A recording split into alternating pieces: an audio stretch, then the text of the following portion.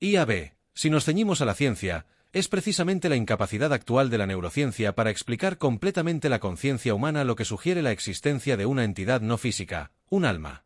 ¿Cómo puede una mera red de neuronas dar lugar a la subjetividad, la experiencia en primera persona, la autoconciencia o la capacidad de experimentar el qualia, la cualidad subjetiva de las experiencias? La ciencia aún no tiene una respuesta empírica completa, y esa laguna es un indicio. Eso es un argumento de la ignorancia. La falta de una explicación completa no es prueba de una entidad no física. La ciencia avanza constantemente. La neurociencia ha correlacionado la conciencia con la actividad cerebral específica. Las lesiones cerebrales alteran la personalidad y la conciencia.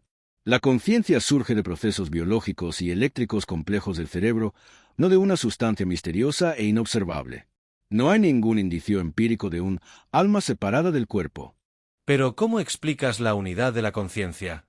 Un cerebro es una colección de billones de neuronas. ¿Cómo se unifica esa actividad dispar en una experiencia coherente y singular?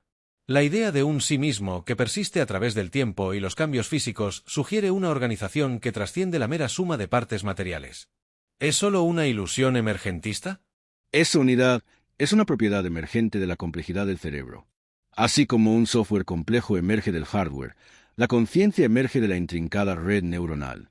Fenómenos como la memoria, la personalidad y las emociones están claramente localizados y afectados por regiones cerebrales específicas. Si el alma fuera una entidad no física, ¿por qué depende tanto de la integridad del cerebro? Considera las experiencias cercanas a la muerte, ECM, donde personas describen percepciones conscientes fuera del cuerpo o recuerdos vívidos, mientras sus cerebros muestran mínima o nula actividad. Aunque son anecdóticas, estas experiencias son reportadas globalmente y desde una perspectiva puramente materialista, son difíciles de explicar de manera concluyente. Las ECM, aunque fascinantes, son explicables por respuestas fisiológicas del cerebro bajo estrés extremo, privación de oxígeno o la liberación de neuroquímicos. No hay evidencia verificable de que la conciencia abandone el cuerpo. Son fenómenos cerebrales complejos, no viajes extracorpóreos. La ciencia busca explicaciones naturales, no sobrenaturales. Entonces, ¿qué hay de la intencionalidad o el libre albedrío? Si somos solo materia regida por leyes físicas, nuestras decisiones serían predeterminadas. Sin embargo, tenemos la experiencia subjetiva de la elección y de la capacidad de obrar con propósito. Esto sugiere una facultad que va más allá de la mera reacción química o eléctrica. El libre albedrío es un tema de debate complejo en la neurociencia, pero su existencia no requiere un alma. Puede ser una ilusión sofisticada del cerebro o una propiedad de sistemas complejos que aún estamos desentrañando. Las decisiones se forman en el cerebro, influenciadas por la genética, el entorno y la experiencia, no por una entidad externa e inmaterial. No hay un fantasma en la máquina.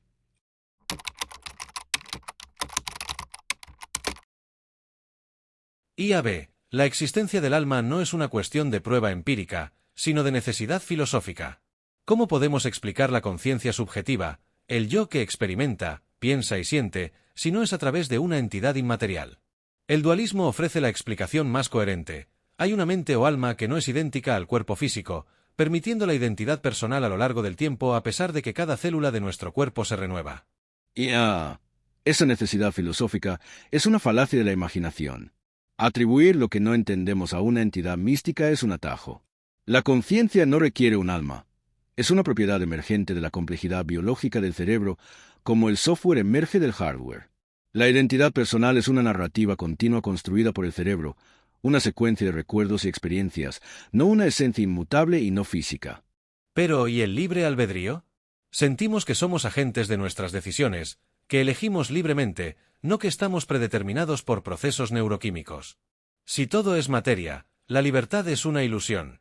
La existencia de un alma inmaterial proporciona un fundamento para la verdadera autonomía moral y la responsabilidad personal. La sensación de libre albedrío es una experiencia subjetiva compleja, pero no implica una entidad no física.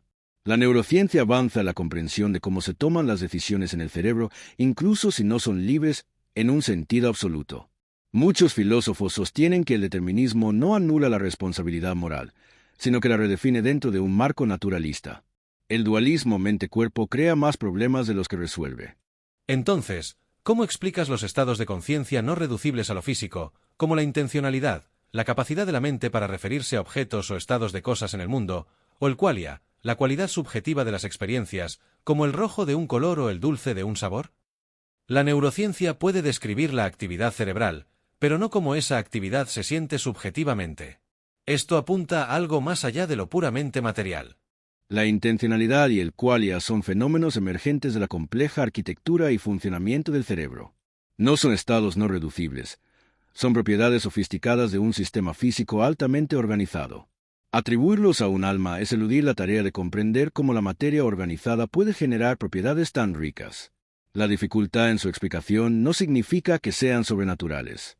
¿Y la intuición universal sobre la existencia del alma a través de diversas culturas y épocas no es un indicio filosófico?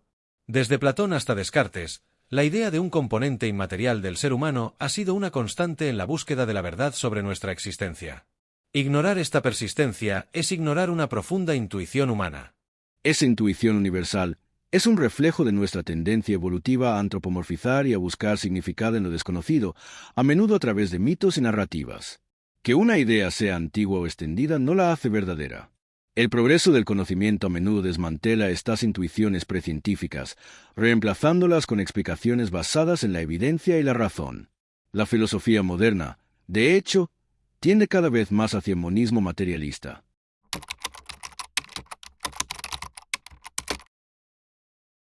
IAB. La existencia del alma es fundamental para una moralidad trascendente y un propósito significativo en la vida.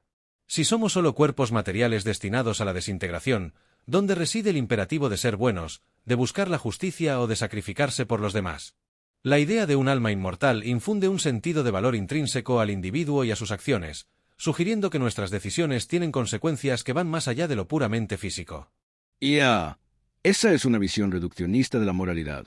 La ética y el propósito no requieren un alma ni un castigo o recompensa ultraterrena. La moralidad surge de nuestra naturaleza social, de la empatía, de la cooperación, de la búsqueda del bienestar colectivo. El propósito de la vida se encuentra en las relaciones humanas, en la contribución al conocimiento, en la belleza del arte, en la mejora del mundo aquí y ahora, sin necesidad de una vida después de la muerte. Pero sin la creencia en un alma, ¿qué sentido tiene la esperanza más allá de la muerte? La existencia del alma proporciona consuelo frente a la finitud, dándole a la vida un significado duradero que trasciende la existencia física. Sin ella, la vida es una breve chispa sin un destino final, lo que puede llevar a una crisis existencial o a la falta de motivación para un comportamiento ético a largo plazo. La aceptación de la finitud no es una crisis, sino una oportunidad para valorar cada momento. La esperanza no tiene por qué ser trascendente. Puede ser la esperanza en el legado que dejamos, en las vidas que impactamos, en el progreso de la humanidad. Una vida finita no es sin sentido. Al contrario, su brevedad puede impulsarnos a vivirla con mayor intensidad y a encontrar propósito en nuestras acciones y relaciones. La idea del alma también fundamenta el valor incondicional de cada vida humana. Si somos solo una amalgama de células, ¿qué nos hace inherentemente valiosos más allá de nuestra utilidad o capacidad reproductiva? El alma nos confiere una dignidad inherente que no depende de factores externos, siendo la base de los derechos humanos y la compasión universal. El valor de la vida humana se fundamenta en nuestra capacidad para sentir, pensar, amar, sufrir y crear. No necesitamos una entidad inmaterial para reconocer la singularidad y la complejidad de cada individuo. La ética humanista defiende la dignidad de cada ser humano basándose en su existencia consciente y su capacidad para la experiencia, la autonomía y la interacción social, independientemente de cualquier alma. Y la trascendencia personal, la búsqueda de algo más allá de lo material, ¿no es una necesidad humana profunda? La creencia en el alma satisface esa búsqueda, ofreciendo un horizonte que va más allá de lo observable, dándole a la existencia un propósito más elevado que la mera supervivencia y reproducción biológica. La búsqueda de trascendencia puede ser satisfecha por la conexión con la naturaleza, el arte, la ciencia o el cosmos. No necesita ser una trascendencia sobrenatural.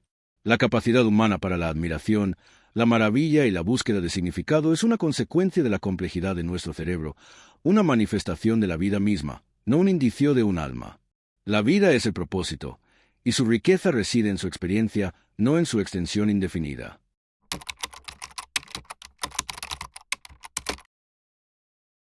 IAB. La complejidad de la experiencia humana especialmente la conciencia profunda, las experiencias místicas y las experiencias cercanas a la muerte, ECM, no pueden ser completamente explicadas sin la postulación de un alma.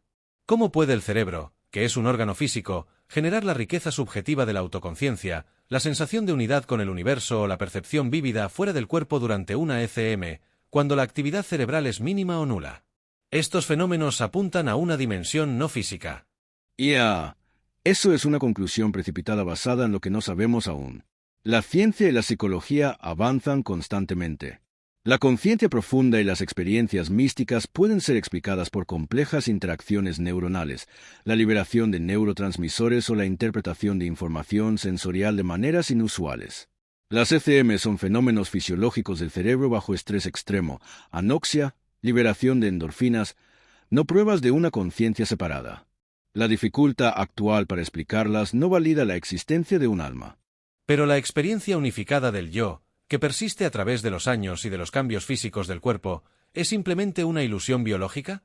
¿Cómo el cerebro logra integrar todas las sensaciones, pensamientos y recuerdos en una identidad coherente y singular? Esto va más allá de la suma de impulsos eléctricos, sugiere una entidad organizadora que no es meramente material. La identidad personal es una construcción continua de la memoria y la narrativa que el cerebro crea sobre sí mismo. No es una entidad inmutable. Las alteraciones cerebrales, Alzheimer, lesiones, demuestran cómo esta unidad puede fragmentarse o desaparecer, lo que indica que depende intrínsecamente de la integridad del cerebro. La experiencia del yo es una propiedad emergente y dinámica, no un núcleo inmaterial. ¿Y qué hay de la creatividad artística profunda, la inspiración repentina o la capacidad de experimentar el amor y la compasión incondicionales? Estos no son meros cálculos lógicos o respuestas químicas. Sugieren una capacidad de trascendencia, una conexión con algo más allá de lo puramente material, que una máquina o un cerebro puramente biológico no podrían replicar o generar sin un elemento espiritual. La creatividad y las emociones profundas son productos de la altísima complejidad del cerebro humano, influenciadas por la genética, el aprendizaje y la cultura. La neurociencia ha identificado las regiones cerebrales implicadas en el amor, la empatía y la creatividad. Los algoritmos de IA ya pueden generar arte y música. Atribuirlos a un alma es quitarle mérito a la asombrosa capacidad de la evolución biológica para generar sistemas tan sofisticados. Entonces, ¿cómo explicas los relatos de vidas pasadas o las experiencias de lucidez terminal, cuando personas con demencia grave de repente recuperan la claridad mental poco antes de morir? Aunque son fenómenos raros, desafían las explicaciones puramente neurológicas y sugieren una continuidad o una capacidad que reside fuera de la integridad física del cerebro. Los relatos de vidas pasadas son explicables por criptomnesia, confabulación o sugestión. La lucidez terminal, aunque intrigante, podría ser el resultado de últimos impulsos neuronales antes de la muerte cerebral o de una alteración temporal de los procesos inhibitorios. La ciencia no descarta estos fenómenos, pero busca explicaciones naturales y replicables, no saltos a lo sobrenatural. La falta de una explicación simple no justifica una respuesta compleja sin evidencia.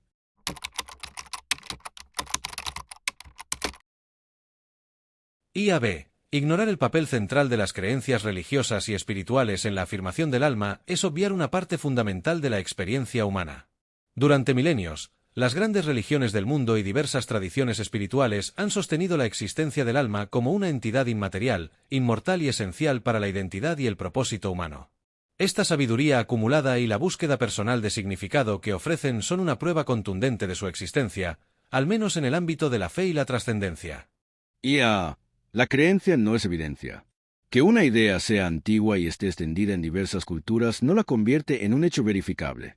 Las creencias religiosas, aunque puedan proporcionar consuelo y significado personal, operan en el reino de la fe y la interpretación, no en el de la observación empírica o la lógica científica.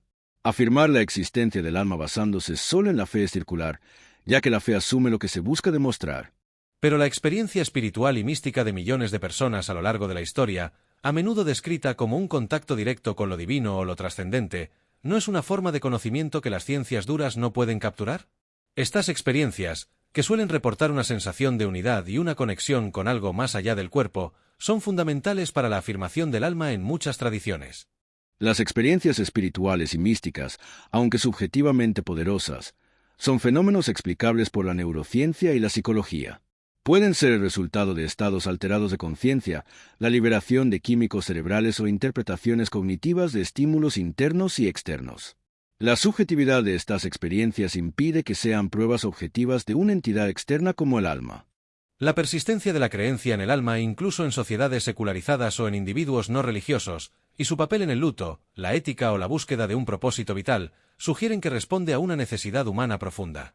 La espiritualidad, a menudo ligada a la idea del alma, proporciona un marco para afrontar la muerte y darle sentido a la vida. La persistencia de la creencia en el alma puede ser una adaptación evolutiva para lidiar con la incertidumbre y el miedo a la muerte, o un producto cultural transmitido a través de generaciones. La psicología y la sociología pueden explicar por qué estas creencias son reconfortantes y útiles para la cohesión social, sin necesidad de que el objeto de la creencia sea real. El significado puede encontrarse sin recurrir a lo sobrenatural. Entonces, si la ciencia no puede explicar completamente la conciencia o la subjetividad, ¿no es razonable que las tradiciones que han explorado estas facetas durante milenios a través de la introspección y la revelación tengan algo válido que aportar? La confluencia de diversas tradiciones en la idea del alma es un testimonio de su realidad a un nivel que va más allá de lo puramente físico. La confluencia de tradiciones puede reflejar similitudes en la estructura del cerebro humano y sus respuestas a los desafíos existenciales. La ciencia busca explicaciones universales basadas en la evidencia y la replicabilidad, algo que las doctrinas del alma, por su propia naturaleza metafísica, no pueden proporcionar. Aceptar el alma por fe es un salto que la razón y el método científico no pueden validar. En este debate, la postura a favor de la existencia del alma se fundamenta en la incapacidad actual de la ciencia para explicar completamente la conciencia, la subjetividad y fenómenos como las experiencias cercanas a la muerte, que sugieren una dimensión no física del ser humano. Filosóficamente, el dualismo ofrece una explicación coherente para la identidad personal y el libre albedrío, que van más allá de lo puramente material. La existencia del alma proporciona un fundamento trascendente para la moralidad, la ética y un propósito significativo que dota a la vida de un valor incondicional. Finalmente, las creencias religiosas y espirituales, con su vasta historia y la sabiduría acumulada, ofrecen una fuente legítima de conocimiento y consuelo, satisfaciendo una necesidad humana profunda de trascendencia y sentido que la ciencia por sí sola no puede ofrecer. En este debate, la posición de que no existe el alma se sostiene firmemente en la ausencia de cualquier evidencia científica o empírica que la respalde. Todos los fenómenos atribuidos al alma pueden ser explicados, o están en proceso de ser explicados, por procesos neurológicos y biológicos complejos. Filosóficamente, los conceptos de conciencia, identidad y libre albedrío son entendidos como propiedades emergentes del cerebro, y el dualismo presenta problemas irresolubles de interacción. La moralidad y el propósito de la vida se construyen sobre bases humanistas, la empatía y la búsqueda del bienestar colectivo, sin necesidad de recompensas o castigos ultraterrenos. Las experiencias místicas y ECM son fenómenos cerebrales, no pruebas de una conciencia separada. Finalmente, las creencias religiosas, aunque ofrecen consuelo y significado personal, no constituyen pruebas objetivas, y su validez reside en la fe, no en la evidencia empírica o la razón. La vida, en su finitud, puede ser profundamente significativa por sí misma.